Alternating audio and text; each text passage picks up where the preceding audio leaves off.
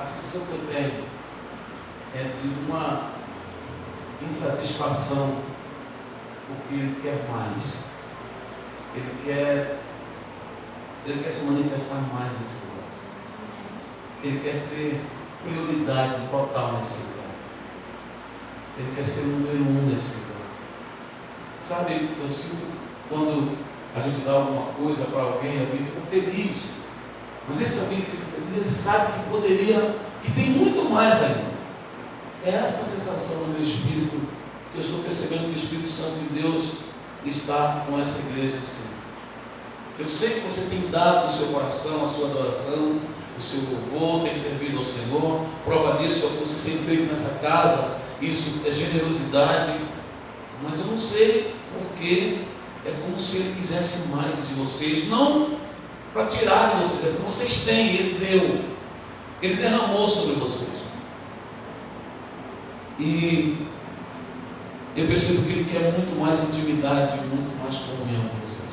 Talvez não seja o fazer, talvez não seja aquilo que nós estamos acostumados a ouvir, mas talvez seja uma posição particular e pessoal de cada coração, uma decisão interna, uma decisão lá dentro. E pensando nisso, eu ouvi a abertura que o pastor Daniel fez, depois eu ouvi os cânticos,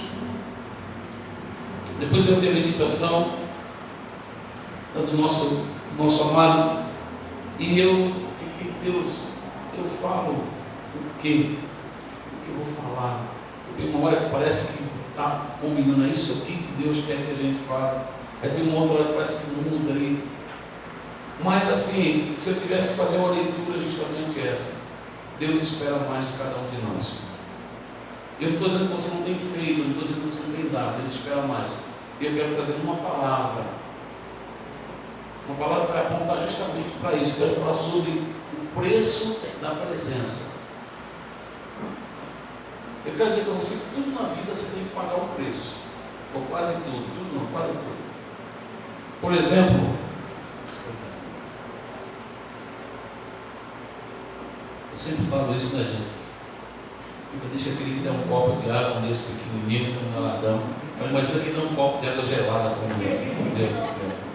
Vai, esse cara pode ser tanta pedra na coroa dele, ele vai voar, que nem aqueles papagaios que fica penso assim, pesar a coroa dele. Deus abençoe, irmão. Então veja bem, quase tudo você tem que pagar. O pastor Daniel está com sua oferta. Lança o teu pão sobre as águas, que depois de muitos dias acharás. Se você não lançar, você não vai achar. Na verdade, esse texto também, ele aponta também para a semeadura. Gálatas 6:7, não se engane. Tudo que o homem semear, e isso também vai colher. É essa lei que a gente tem que fazer algo. Coisa que você precisa fazer, porque foi feito tudo, que é a sua salvação. Jesus. Você crê em Jesus, você está salvo, ponto final. Podem falar o que quiser, você está salvo, porque a salvação não é pelas obras, para que ninguém se glorie. A salvação não é por causa de nós, é apesar de nós. A salvação não é pelo que você faz, mas é pelo que Ele fez na cruz do Calvário. Amém ou não amém? Então, quando eu falar de preço, eu não estou falando de salvação, mas tudo na vida. Lá na igreja tem um irmão que um dia ele chegou, estava muito triste. No final do culto, me chamou, sentou assim na frente das primeiras fileiras de cadeira, e ele estava muito triste. Ele disse assim: pastor, eu quero fazer umas perguntas para o senhor. Pode fazer pergunta? Pastor, o que acontece comigo? O que está de errado com a minha vida? Deve ter algo errado. Eu não conte logo, para de ficar falando que está errado. Diga qual é a pergunta. Ele falou assim: pastor, na hora do louvor, eu queria tanto me sentir inundado pela presença de Deus. Eu queria estar totalmente entregue ao Senhor. Pastor, eu não consigo. Pastor, aquele irmão, andando aquele irmão lá, contou para o irmão que estava, aquele irmão, ele estava do meu lado. Aquele irmão parecia que ele estava em transe, parecia que ele não estava aqui. Ele chorava, ele levantava as mãos, ele sorria, tinha momento, ele dava uns pulos. Pastor, e eu querendo aquilo e não conseguia. O que está de errado, aconteceu de errado comigo? Fiquei louvor parecia que estava chovendo em todo mundo, menos em mim, só no meu lugar estava seco. É tipo aqui, o pastor Daniel está passando hoje, que aqui vem inundação, chove, temporal, toda a cidade de Campo Grande não chove. A mesma sensação daquele irmão da minha igreja. E eu olhei para ele e falei assim: eu vou te fazer outra pergunta, algumas perguntas. Vamos fazer uma cariação do seu dia hoje. Como foi o seu dia hoje? Hoje, não importa ontem nem o culto da semana passada, hoje. Que horas que você acordou, levantou da cama? Pastor, eu levantei às 7 horas. Eu moro perto do trabalho, eu entro às 8, às 7 horas eu levantei. Tá. Quando você levantou, você fez uma oração de agradecimento ao Senhor por ter dormido em paz, pedindo pelo dia. Não, pastor, eu estava meio apressado, não deu para fazer. Mas não tem problema não, ok, Deus é maravilhoso.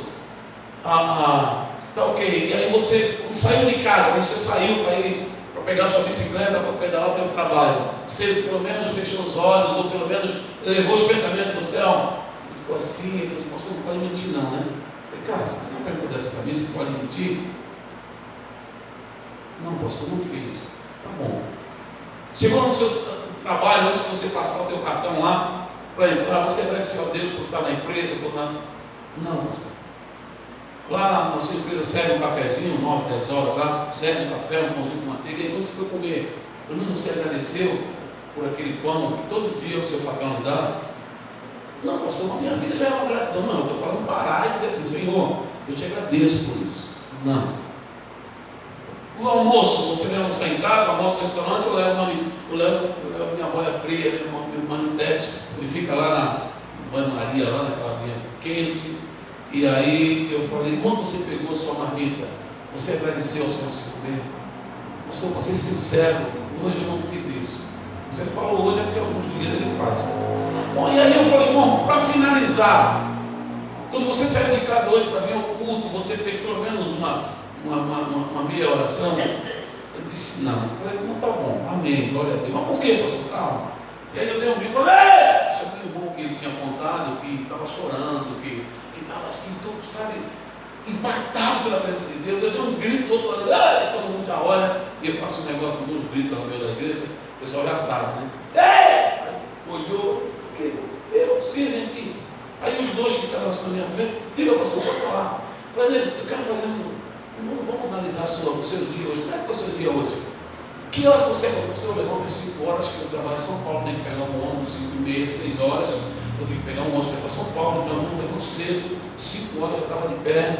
Eu falei: deixa eu perguntar como você acordou, você fez uma oração, agradeceu pela noite? Não, pastor, todo dia eu me levanto às 5, a primeira coisa que eu faço, antes de orar, por causa do mau hálito, eu vou escovar os dedos. Ele falou assim para mim, para não incomodar Deus na hora que ele está falando. E aí ele falou assim: eu dobro meu joelho, eu fico ali 15 minutos todo dia antes de ir trabalhar, 15 minutos orando, depois eu me levanto, pastor, eu entro no ônibus, eu agradeço a Deus por estar naquele ônibus. Eu falei: e lá tem lanche, lá tem 10 horas, lá tem um negócio lá, pastor, quando eu pego umas bolachinhas, não é pão, umas bolachinhas, um lugarzinho mais chique, né? Para não engordar, coisa mais light.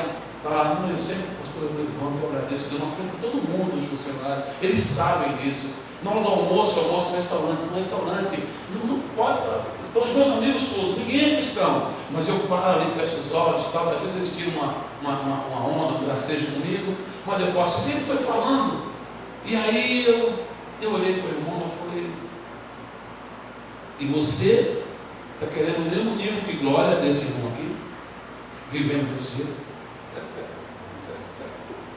Eu preciso falar mais alguma coisa para você? Não, eu entendi. Ele já está chorando já. Não que chorar diz que você tem muita gente que chora de tristeza, de raiva, né, de angústia e tal. Mas é mais ou menos, só para você ter uma ideia daquilo que eu quero compartilhar quando eu falo de preço, o preço da presença.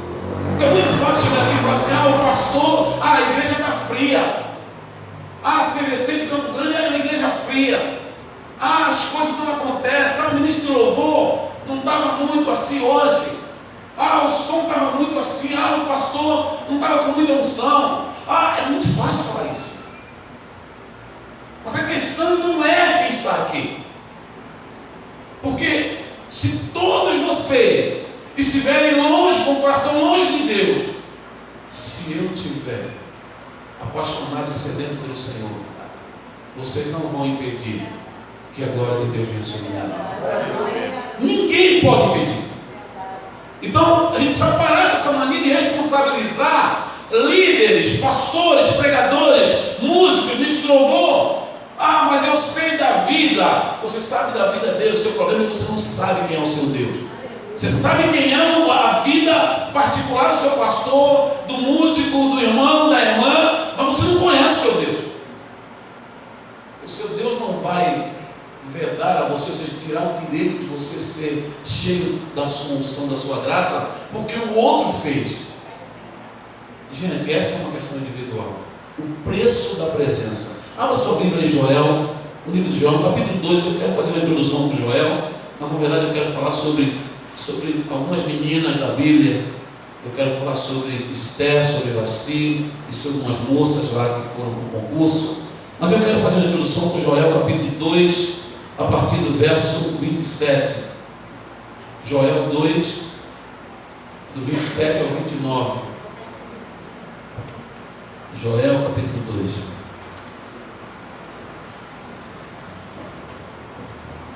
Todos acharam? Digam amém? Eu vou esperar, gente. Me assustei. Da outra vez vocês me surpreenderam.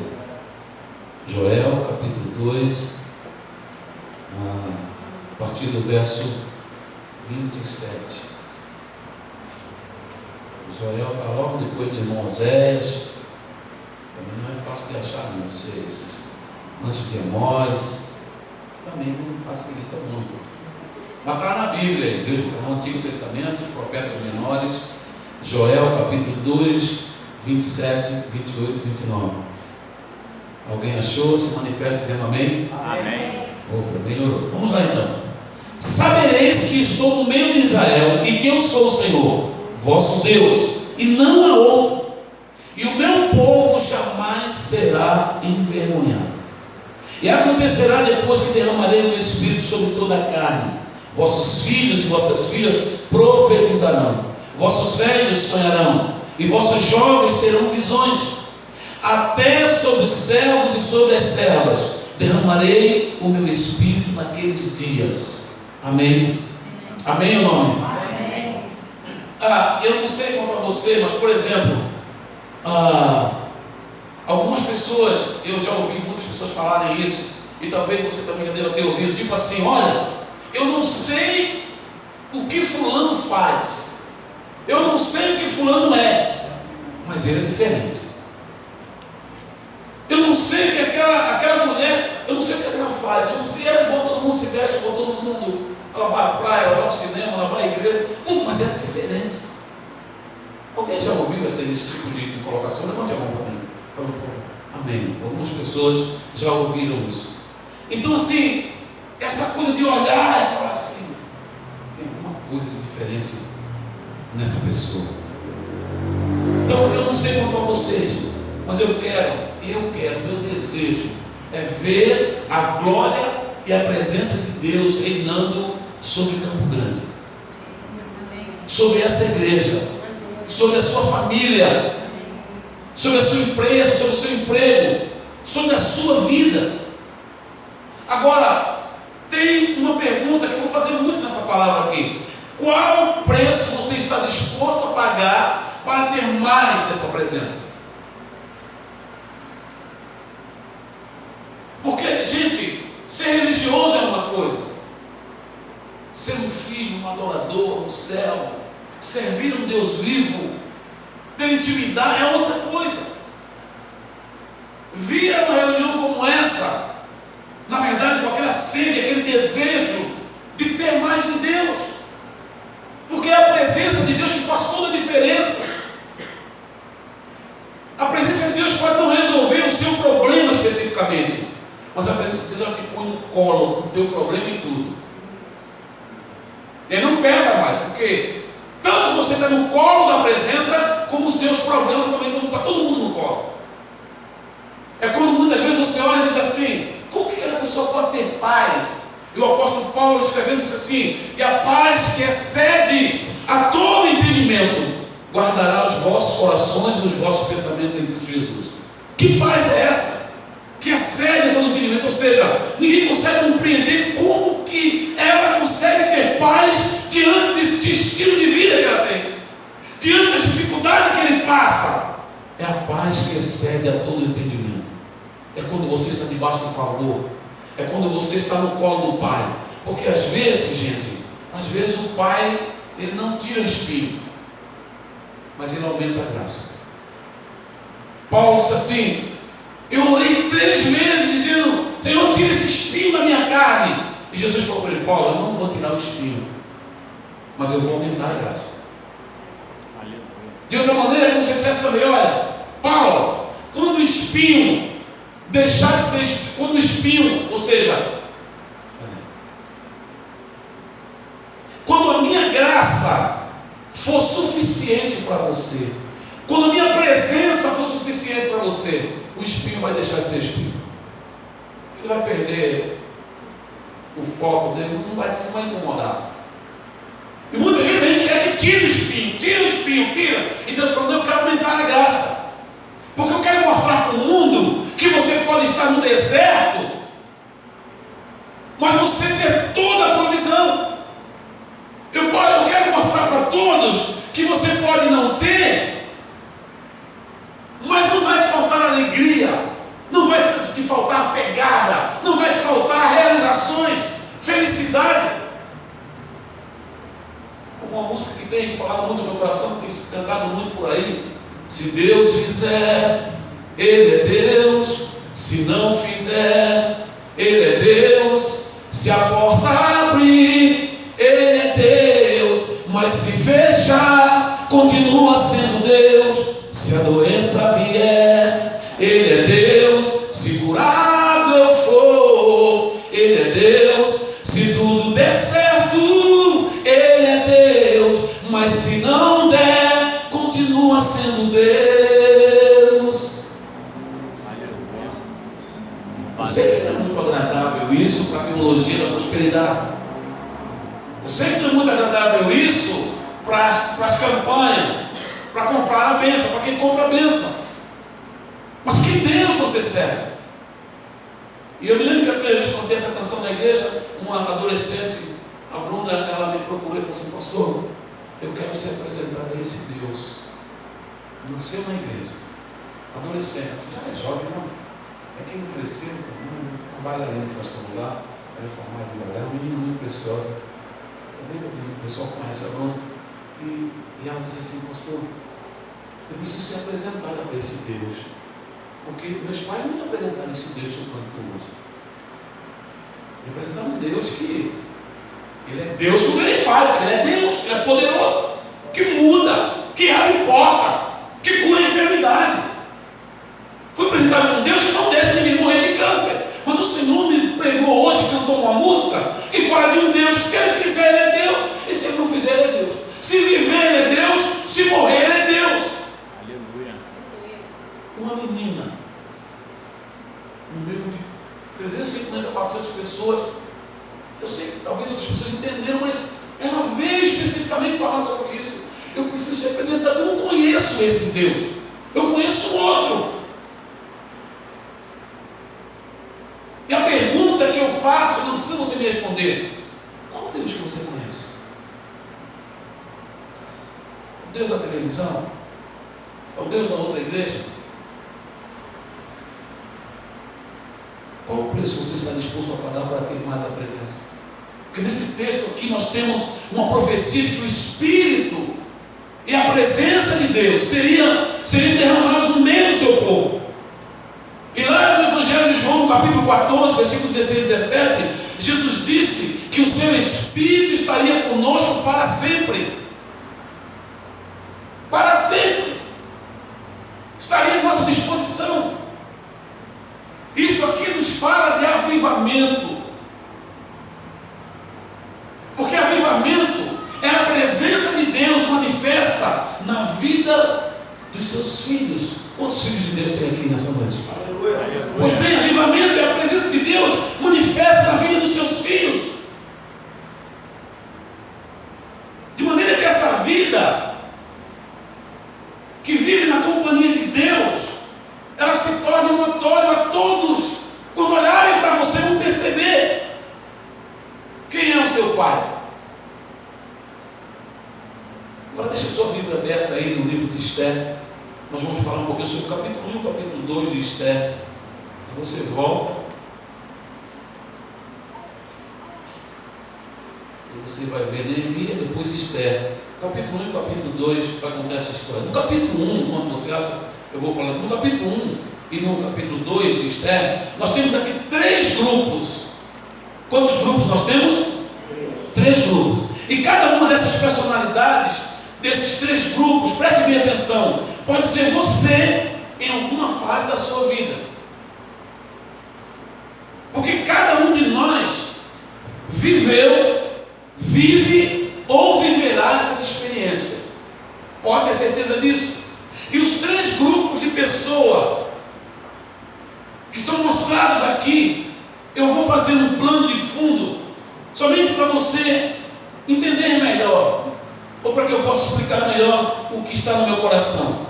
Veja bem, no capítulo 1 e no capítulo 2 fala dessa história. Nos dias do rei Assuero, esse rei, ele deu um grande banquete, uma grande festa, que durou 180 dias. A festa. Quantos dias durou? 180 dias.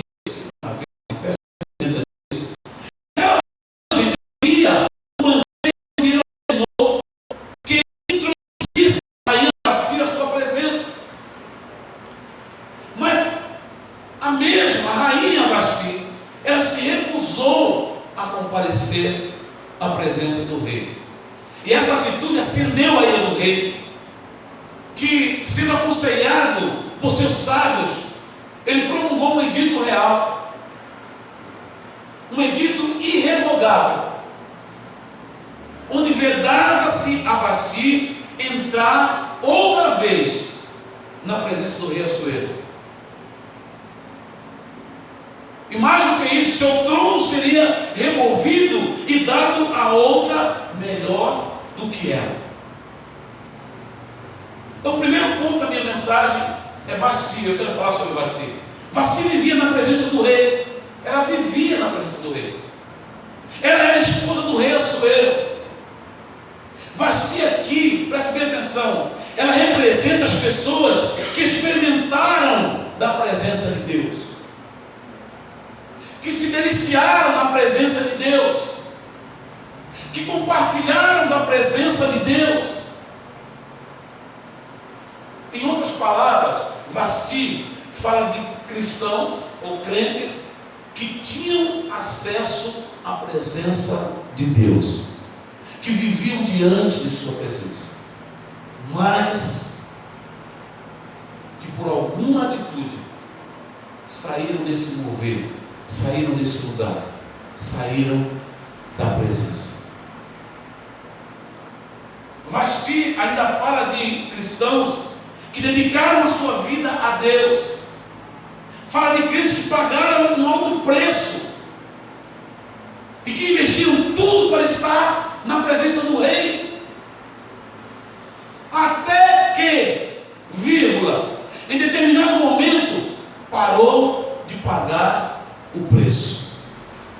E essa coisa de parar de pagar o preço está falando diz respeito à comodidade, sabe? É tudo pela graça. Não vou orar, não vou jejuar, porque jejuar é coisa da lei. Não vou ler a Bíblia, não vou estudar. E aí eu volto a dizer que a salvação é pela graça, mas a presença de Deus é preço. É preço.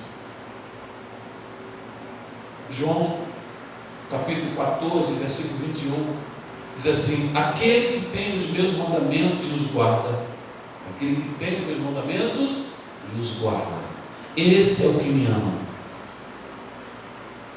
E aquele que me ama será amado por meu Pai, e eu também o amarei e me manifestarei a ele. Aquele que tem os meus mandamentos e os guarda. Não basta somente ter, precisa cultivar, precisa guardar. Você quer ter na sua vida o que você nunca teve? Então faça aquilo que você nunca fez. Você quer receber o que nunca recebeu? Então invista como nunca você investiu antes. Você quer conquistar o que nunca conquistou? Então lute como nunca você lutou. Não dá para ficar nessa vidinha e querer aspirar coisas grandes de Deus. Um texto da Bíblia que diz assim: derramarei água sobre os sedentos. Olha, Deus não derrama água para quem não tem sede. Deus não sacia alguém que não tem fome. Isso é uma coisa muito interessante. Faz-me lembrar de uma oportunidade que o pastor Daniel conhece, o pastor Jonathan, do Vale da Bênção, da Missão Antioquia. O pastor Jonathan me ligou lá no Guarujá e disse: pastor Josué, eu estou precisando para você, eu sei que o senhor é um bom anfitrião, o senhor tem, na verdade, recebido os nossos missionários aqui, levado para o Guarujá para descansar, tem feito isso como ninguém. Vai chegar um amigo meu, o pastor Ronald Dixon, da Nova Zelândia. Ele é um dos maiores conferencistas internacional que fala sobre um tema muito interessante e complexo, que é Ismael. É um conferencista que não judaiza quando fala de Israel, mas também não desdenha a importância da história. E ele muito equilibrado, é um dos conferencistas mais equilibrados. Um homem de 70 anos, muito experiente.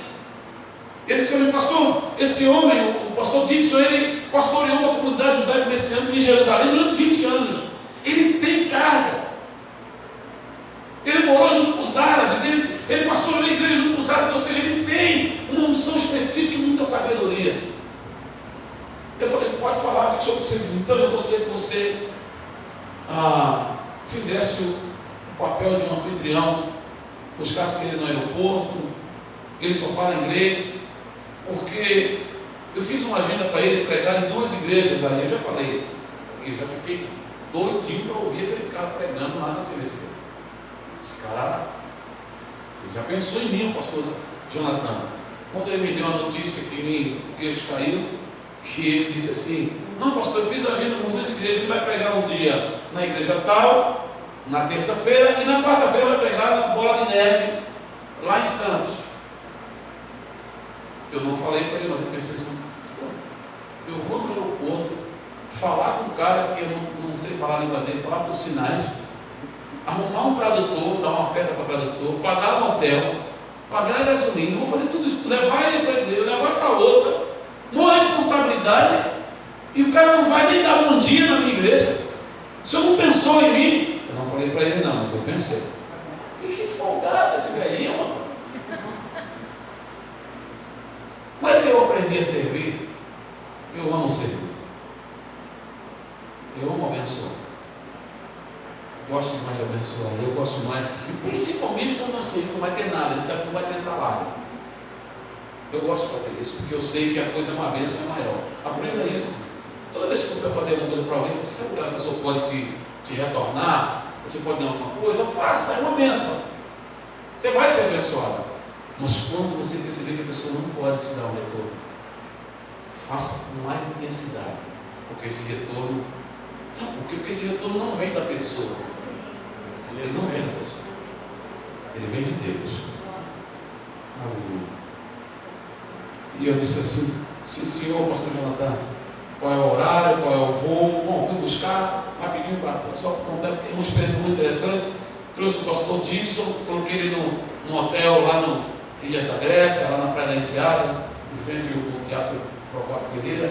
Coloquei ele lá, e aí, segundo dormiu, terça-feira fui levar ele para almoçar, almoçou, passou aí 18 horas para levar na igreja. Levei ele na igreja à noite, peguei o tradutor. Quando ele chegou lá, o pastor, uma igreja muito grande, muito bonita, o pastor começou a mostrar todas as belezas, né? A estrutura, os ministérios, o que fiz, televisão, essas coisas. Começou a levar o pastor e mostrando tudo isso para ele. A igreja estava cheia e eu, naquela expectativa, eu quero ouvir esse conferencista internacional, esse homem de Deus. Gente, tu viu um Jamboa tão decepcionado? Fui eu. Rapaz, eu pensei, até eu pregava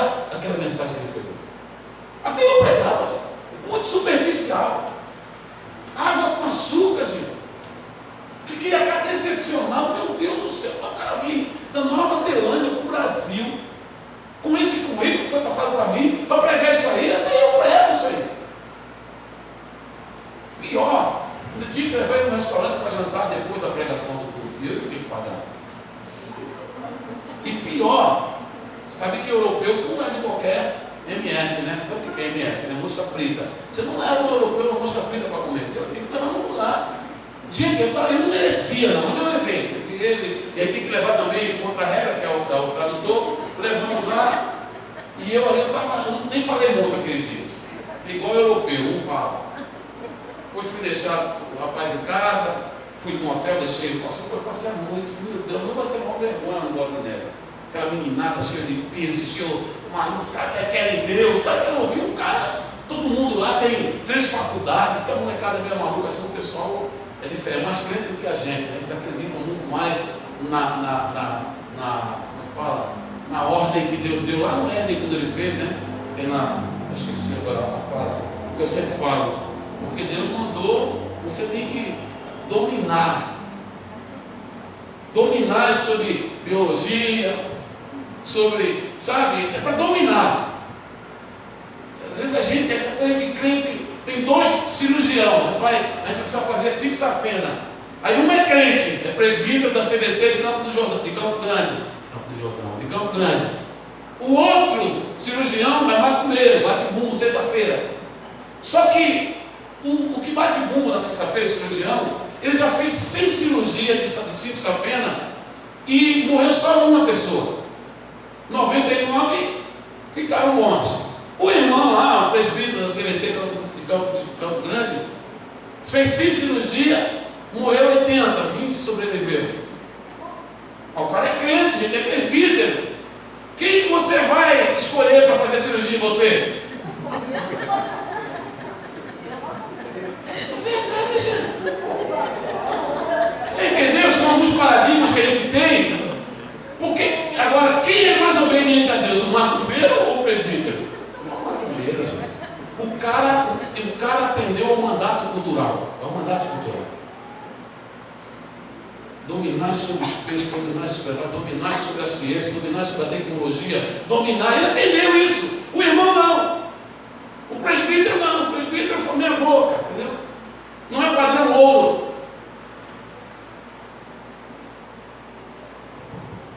Cuidado, meu irmão, quando for escolher aí o seu cirurgião aí, não vai nessa onda não, porque é crente não. Tem que ser um cara que responda, seja responsivo ao mandato cultural. Mas vamos lá, voltando à situação do Dixon. O Dixon foi, no outro dia fui lá, peguei ele, levei no bola de neve. Quando cheguei lá, aquele igreja enorme, começou a chegar aquela turma. E o pessoal vai crente, não é crente que nem a gente não, que anda Bíblia de celular não, iPad, é Bíblia de papel mesmo. Cheio de tatuagem, bermuda, camisa de regata, cabelo, mas assim, ó, biblão debaixo do braço. Invadi a igreja, encheu, cadeira, galeria, e eles sentaram assim nos corredores, na frente, tudo olhando lá, que todo mundo queria ouvir, igual eu, um conferencista internacional. Eu falei, meu Deus, só tu não vai ser decepcionado como eu. Fui lá, chamei o pastor Érico, apresentei ele, e conversando um pouco, começou a reunião, adoração intensa. O pastor foi pregar, gente. O homem de ontem desaparecido era outro pregador. O velhinho começou a falar, ele começou a mergulhar nas escrituras, ele começou a descer, eu fui mergulhando, chegou uma hora que ele continuou mergulhando e eu não fui mais, meu estímulo já estava explodindo já, não conseguia descer mais com ele, meu queixo estava caído, eu estava babando, todo mundo assim, aquela turma toda que estava lá, todo mundo querendo comer a palavra, eles pegavam a Bíblia, quando ele mandava esse barulho, ele vinha direto, achava a Bíblia, eles faziam yes! Aí um olhava para o outro, quando o velhinho falava uma frase, ele olhava para o outro e batia na mão do outro assim, pá, tipo assim. E eu disse que aquele homem de ontem, aquele pregador horrível de ontem, onde é que ele está? Assim, gente. Acabou o culto, foi um culto tremendo, eu não entendi, quase que eu piro.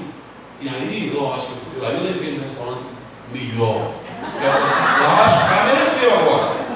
O cara pagou o preço. Ele pagou o preço. Aí nós jantamos, tal, e aí eu e a minha boca grande, né, gente? Aí nesse que me indicou o livro da Joyce Meyer, Eu e Minha Boca Grande, para mim. Tudo bem, ela pegou a intenção, não ajudou, eu continuo assim, linguarudo, falando muito, né? Mas aconselho você também, se você tem o mesmo problema que eu e Minha Boca Grande, eu não aguentei. E eu falei assim, pastor Dixon, eu não sei como é que o senhor vai entender na sua cultura, mas deixa eu falar um negócio. Que pregador foi aquele de ontem? E que pregador é esse de hoje? Ele olhou, não fala, sabe o que ele não estava comendo, olhou. Eu falei assim, a mensagem que o senhor pregou ontem foi uma mensagem muito superficial. Água com açúcar. Negócio. Falei para ele, até eu pregar a mensagem que o senhor pregou ontem. E ele não estava entendendo muito a gíria, a linguagem. E falei, pastor, o que acontece? Por que o senhor pregou ontem daquele jeito? Tão superficial e longe, o Senhor mergulhou, que eu não consegui ir até onde o Senhor foi. O Dixon levantou os olhos, olhou para mim, esboçou com os olhos, porque eles nem sorriam, né, gente? Calegão, assim, ele nem sorria, ele só esboçou de um lado, abriu um pouquinho de sorriso e disse para mim assim, pastor Josué, eu não alimento quem não tem fome.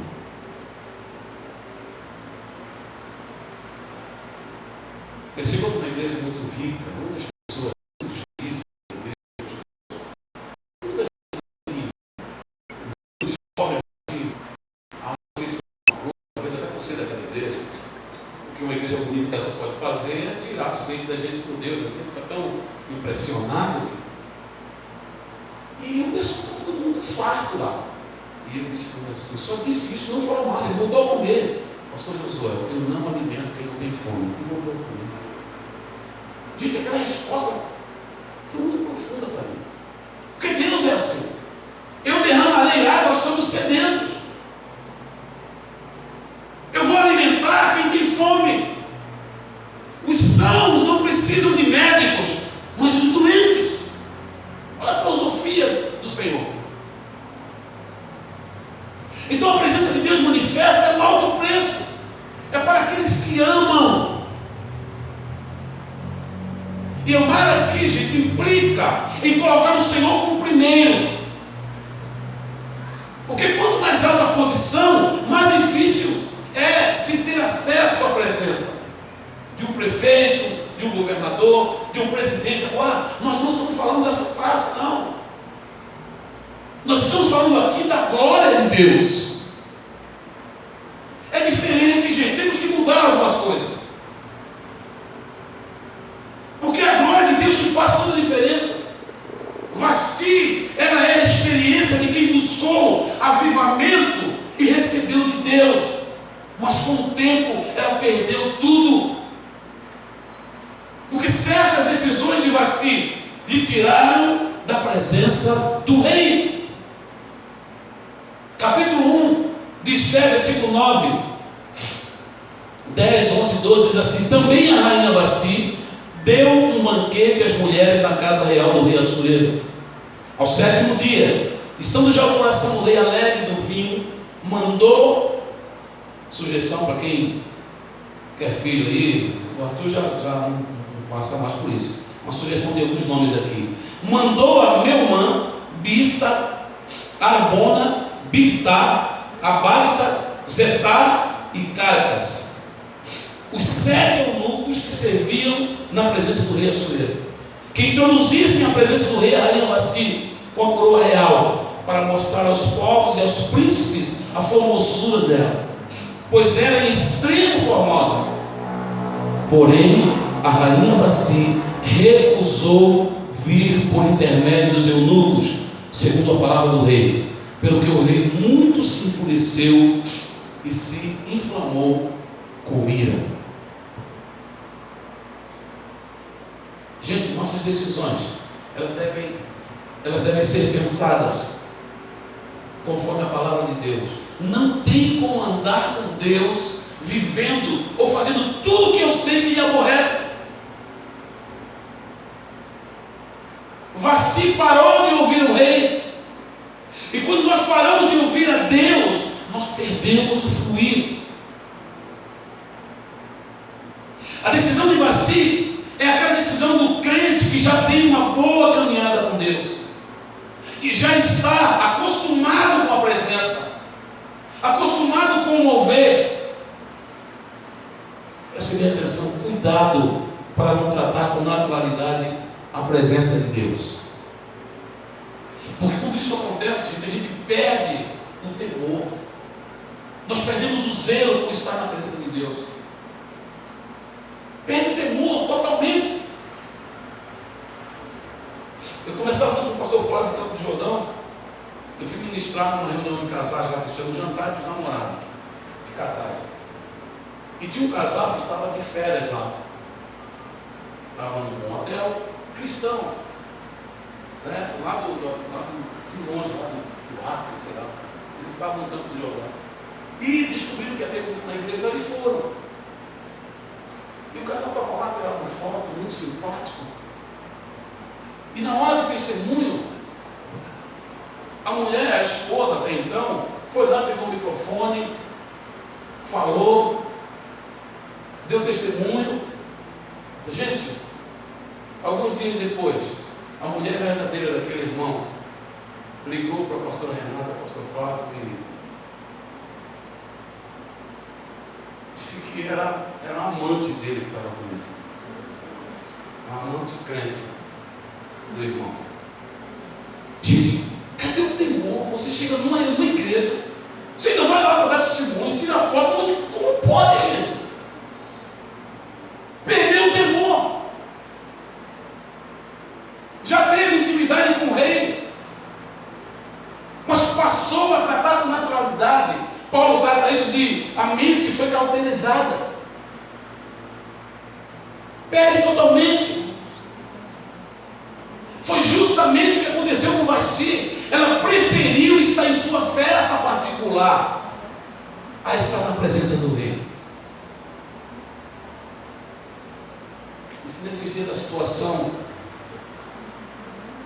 é como a de Vasti, se você se esfriou em relação ao Senhor, se você encontra-se distante da sua presença, eu quero dizer para você que o favor de Deus é diferente do favor do rei Assuero. E ele pode restaurar a sua posição, e pode mudar a nossa sorte. Exemplo de Batseba, a mulher do adultério. Tudo bem, ela perdeu o filho do adultério, mas Deus lhe deu um Salomão. Ele pode restaurar. Entenda que você foi chamado para ser sacerdote. Você foi chamado para ser um adorador, uma adoradora que vive na presença do rei.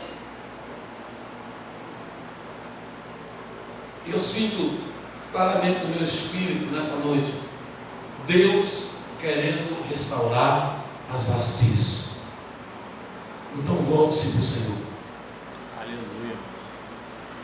E o segundo ponto, 2 pontos minha mensagem de hoje, eu quero falar sobre as moças, sobre as meninas, capítulo 2 de Esther. Porque esse personagem está implícito, preste bem atenção. Nós temos Vasti e temos Esther. E essas moças, essas 2 moças, elas foram escolhidas entre as mais belas, entre as mais inteligentes. Essas moças tratadas aqui no versículo 2 de Esther, somos nós.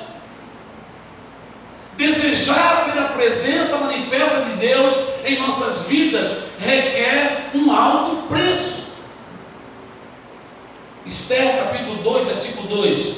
Então disseram os jovens do rei que lhe serviam: tragam-se moças para o rei, virgens de boa aparência e formosura. Se dá um pulo agora para o versículo 12 e 13.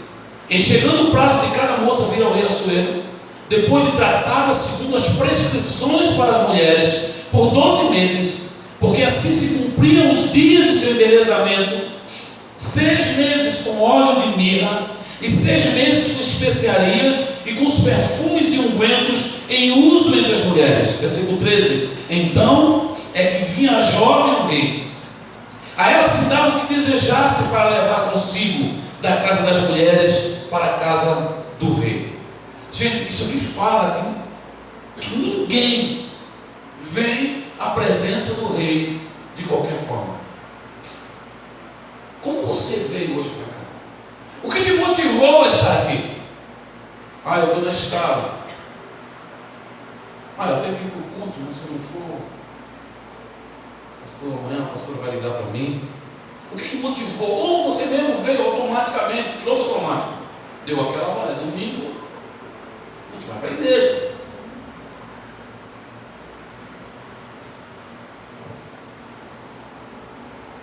Ninguém vem à presença do Rei de qualquer forma. E por isso eu vou falar novamente, é necessário pagar o preço. Qual o preço que você está disposto a pagar pela presença de Deus na sua casa,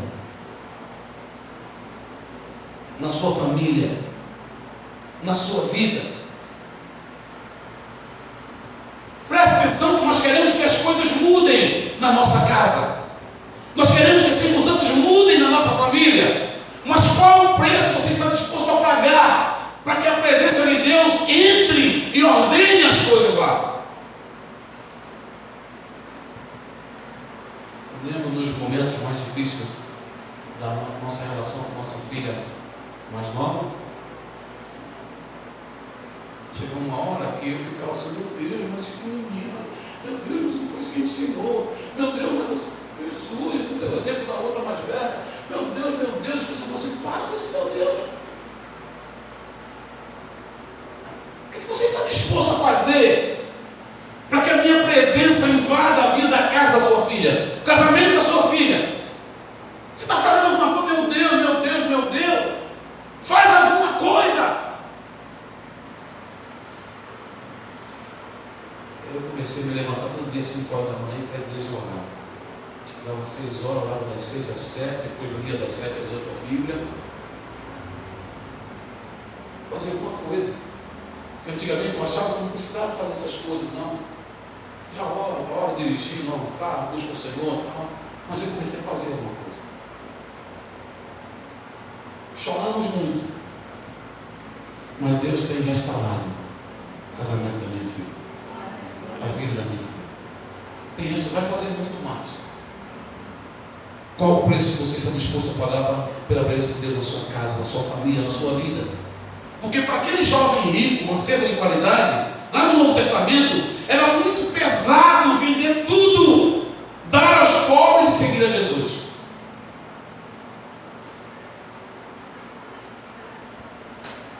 O exemplo, gente, é o embelezamento feminino.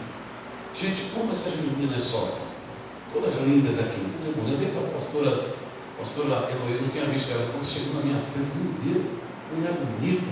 Todo respeito, viu, pastor? Gente, o preço que vocês pagam para estar tudo gatonas assim, é um negócio complicado. Meu Deus, como as mulheres sofrem.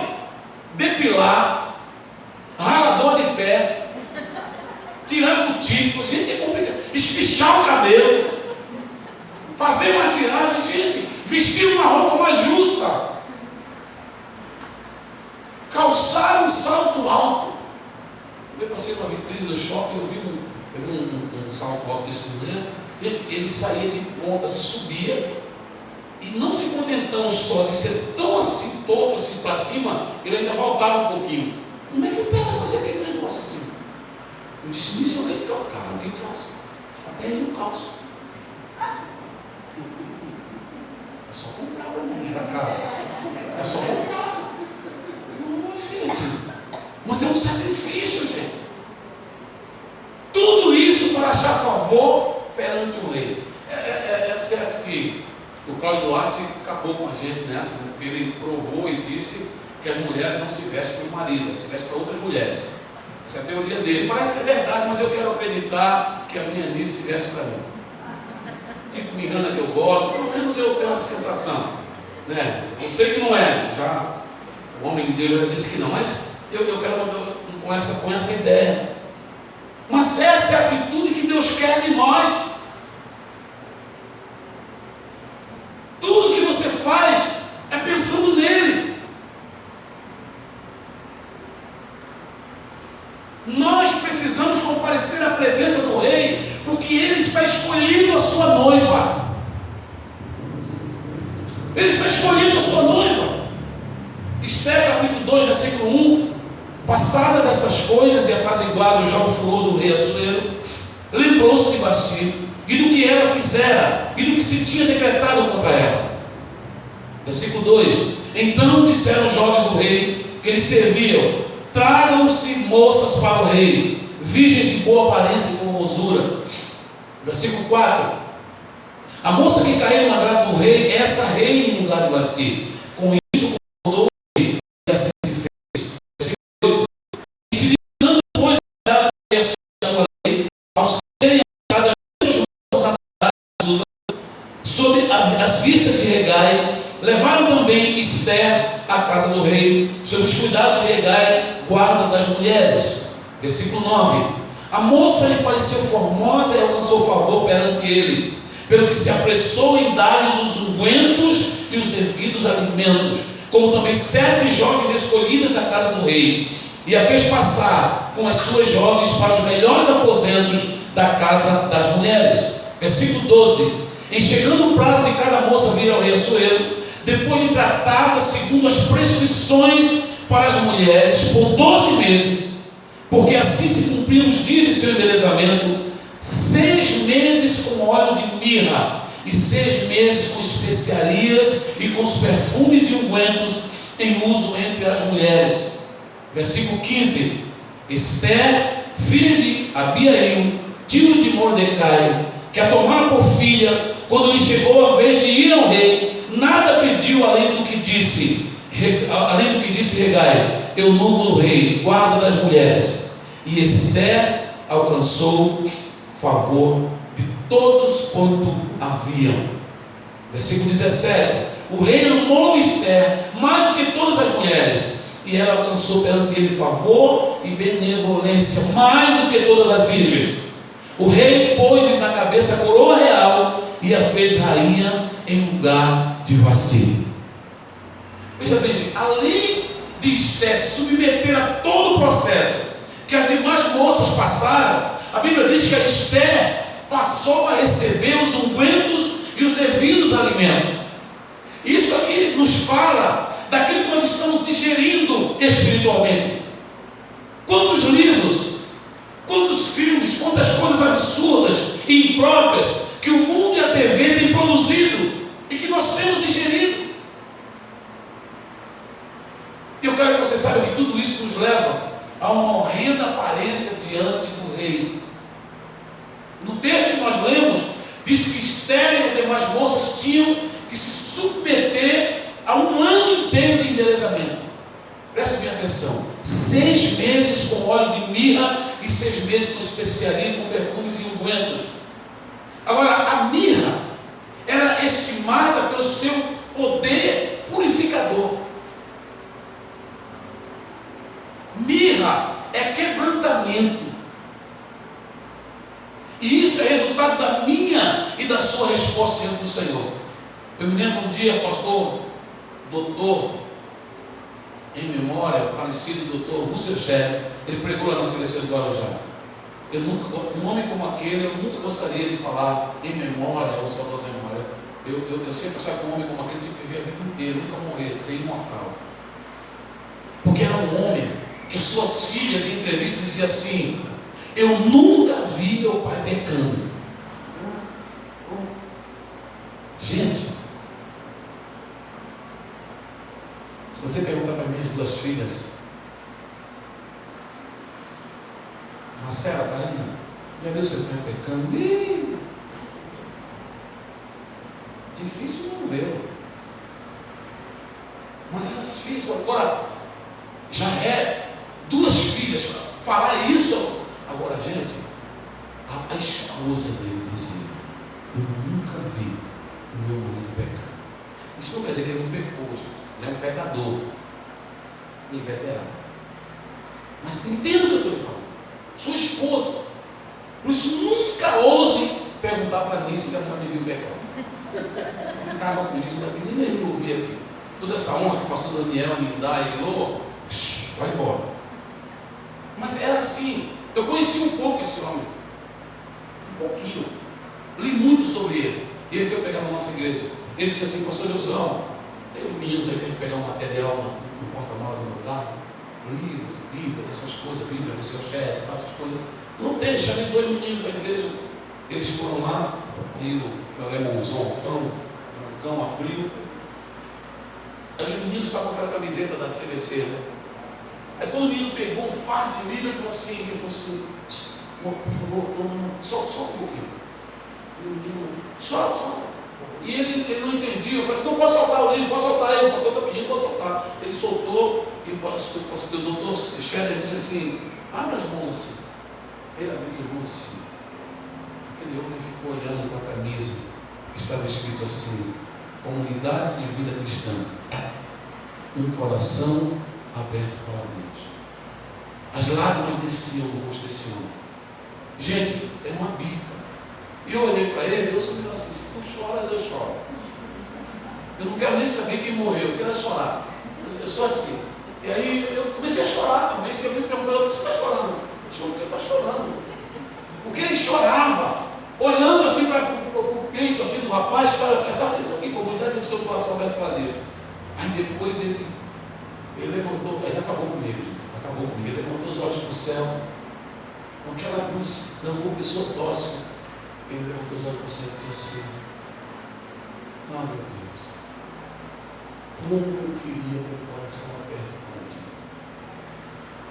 Gente, você quer ter o coração aberto para Deus? E eu? Que ela pregou para todo mundo: não, eu tenho o coração aberto para Deus. Fiquei com muita vergonha, com vontade de enfiar a cara no chão. E ele começou a chorar mais, mas não era um choro tipo, sabe, estava fazendo um tipo, não. Ele estava sedento. Como eu queria ter um coração aberto para Deus. Aí que eu desabei de chorar.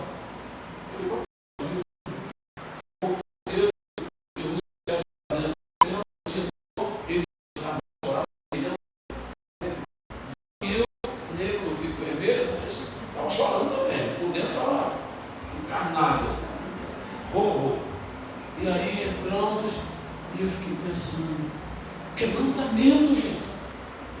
Quebrantamento. Mirra. Quebrantamento não tem bom. Quebrantamento quando Deus não faz. Quebrantado não questiona. Senhor, está acontecendo com o Senhor? O Senhor está doido? Estou fazendo mais nada na minha igreja, na minha vida? Quebrantado não. Quebrantado olha e diz assim: um coração aberto para Deus. Ah, como eu queria ter um coração aberto para Ti.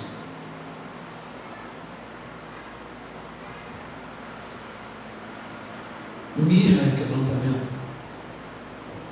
Isso é resultado da minha e a sua resposta. Mirra. A mirra era produzida dentro de uma madeira, colocada em uma prensa, para se extrair o óleo que caía uma gota por vez. Por isso a mirra era tão cara. E a Bíblia diz que Esther tinha que ficar completamente imersa em mirra. Nós conhecemos essa prensa lá em Israel. Por isso que é tão caro, porque prensa, mas não sai, sai uma gotinha. Imagina para sair uma gota, para de gota em gota dá para mergulhar uma Esther totalmente na minha. É difícil se quebrantar, porque a gente sempre tem razão. O preço do avivamento é um genuíno quebrantamento. Te cobra muito direito, meu direito, minha razão, tem que ser do meu jeito. Ah, eu não concordo com isso, aquilo. Mirra, quebrantamento. Que além de ficar 6 meses na mirra, Esther e as moças deviam ficar 6 meses no perfume. Agora, por que 6 meses no perfume? Espiritualmente, esse embelezamento é a purificação do Senhor nas nossas vidas.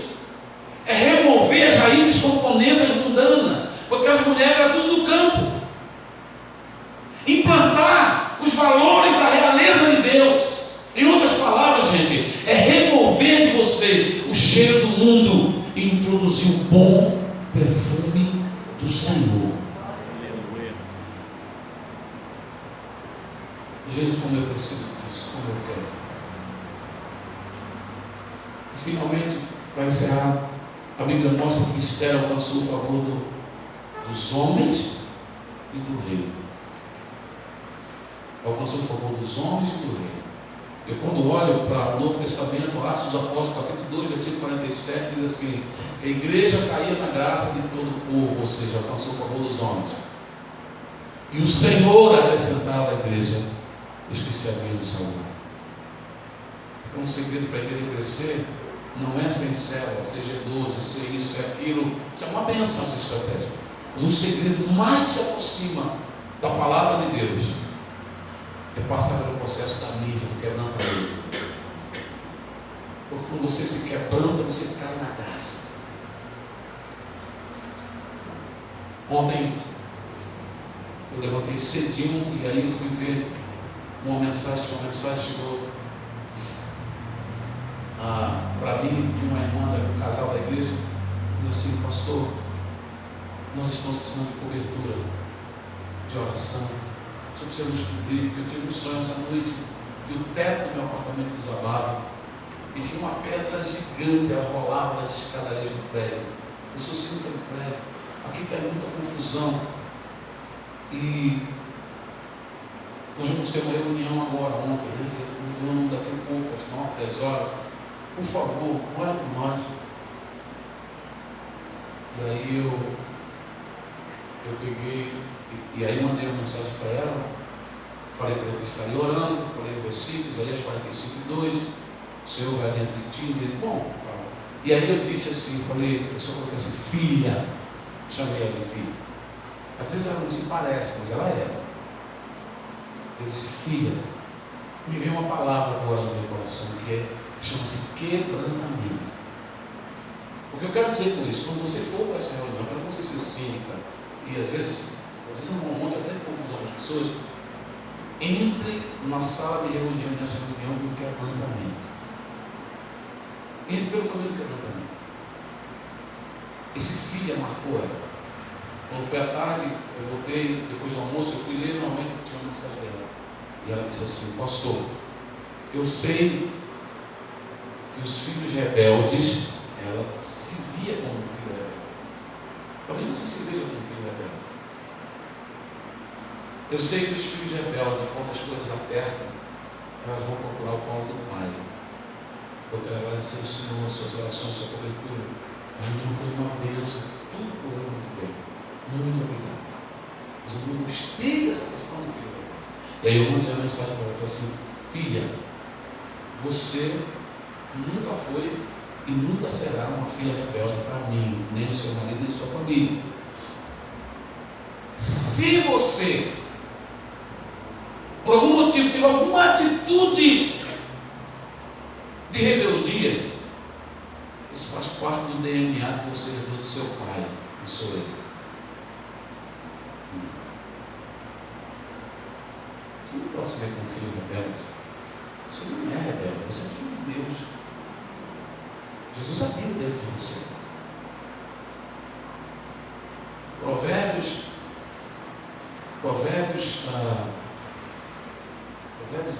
7, 24. Assim, 29, 7, 7, 24. Assim como o homem pensa em seu coração, assim ele é. Ah, pastor, mas eu já. O sangue de Jesus Cristo, seu Filho, nos purifica de todo pecado. Você não é um rebelde, você pode até ter tido uma atitude de, mas você não é. Você é filho de Deus.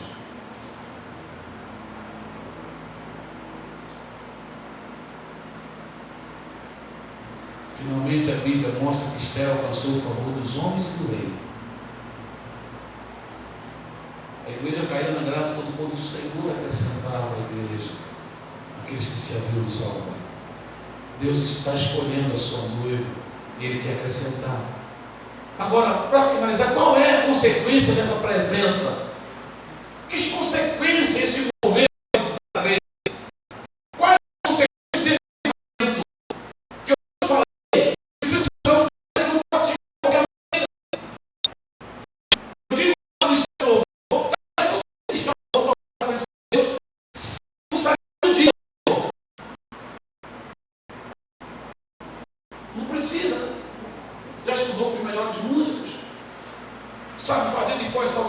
disposta.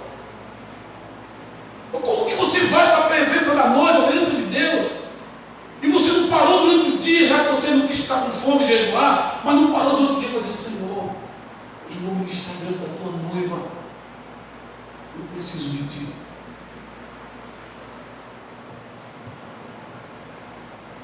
Então, quais as consequências que essa presença pode trazer, que esse mover pode trazer, que esse avivamento pode trazer? Primeiro lugar, primeira consequência, a autoridade. A coroa foi tirada de Vasti e foi colocada sobre Esther. Coroa fala de autoridade. Autoridade. Lembra Pedro andando, a sombra dele passava, ela estava doente, passava pela sombra dele, a sombra era curada. Autoridade. Autoridade. Um dia desse aí, eu vendi o meu carro, eu ia pegar outro, eu peguei uma barca de Itapema lá para atravessar para Santos. E tinha um jovem lá no campo que me deu aquela vontade, eu cheguei perto dele, eu falei assim: jovem, não sei como eu conheço você, mas como é que está o seu coração? Começou a chorar. Autoridade. É perceptível. Eu te dei um abraço no irmão, ela desarmou. Depois foi curada. Eu nem pensei em curar ninguém com um abraço. Autoridade. Segunda consequência, capacidade de alterar circunstâncias.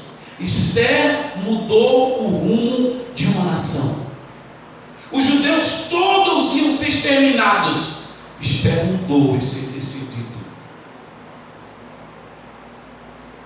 Capacidade de alterar circunstâncias. Terceira consequência, livre acesso aos tesouros do rei, a segurança da guarda do rei. Esther tinha livre acesso aos tesouros do rei. Ela não precisava pedir permissão à segurança da guarda do rei. Ela tinha livre acesso.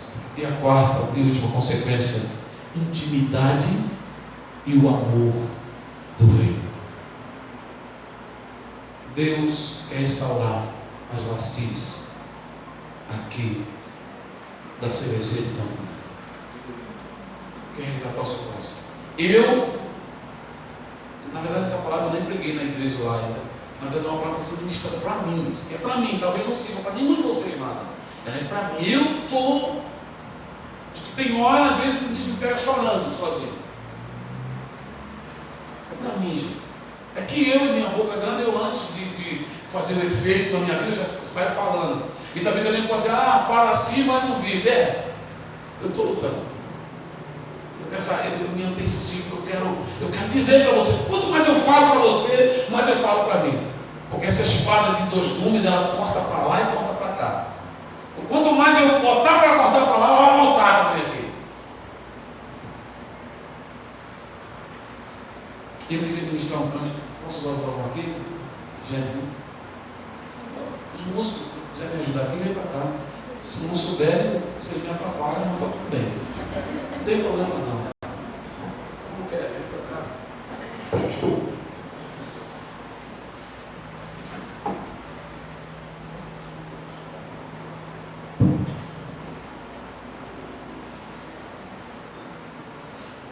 É uma música conhecida. O pastor Daniel, um dia ele não gostava dessa música por causa do autor. Ele me fez me apaixonar por essa música. E também ela tem tudo a ver comigo.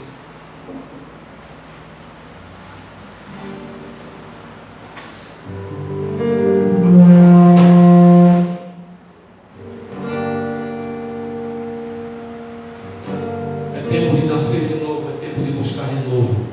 É tempo de viver a graça antes que se passe o tempo. É tempo de plantar, é tempo de colher 100 vezes mais. É tempo de se apossar dos lugares celestiais. Vamos restaurar as brechas que o tempo abriu em nós. Vamos restaurar o templo, que sou eu, na unção da nossa voz. Vamos ser a geração que volta para Jerusalém, a cidade do grande rei. Voltar para o rei, luz de todas as nações. E o refrão diz assim: e quando a glória encher de novo esse lugar, E quando a glória encher de novo esse lugar, o cetro de justiça para governar. Ora, vem teu trono sobre nós, teu governo sobre nós. Hosana, Hosana. Lembra quando Jesus entrou na cidade de Jerusalém, montado no jumentinho, e que todos clamavam: Hosana ao que vem em nome do Senhor, bendito o Rei. Colocavam suas vestes, os seus